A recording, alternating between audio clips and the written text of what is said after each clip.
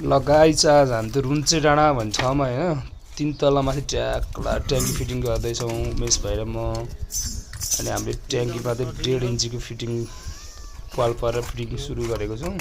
अनि 1.5 इन्चीको आउटपुटबाट 1 इन्चीहरूको छुटाएको छौँ ट्याक ट्याक ट्याक लगाएर 4वटा बल्बहरू निकालेको छौँ।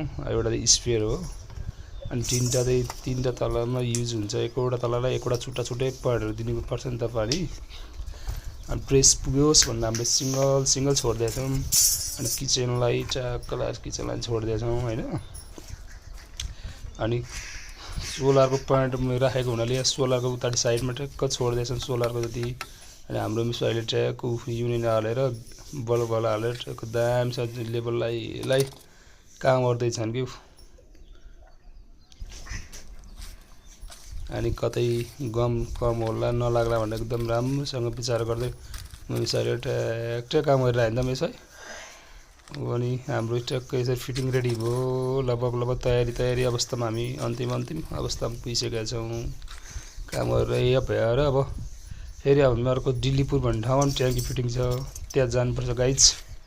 अनि कस्तो छ त यो हाम्रो ट्याङ्की फिटिङ राम्रो नराम्रो के छ कमेन्ट गरिदिनुहोस् है त।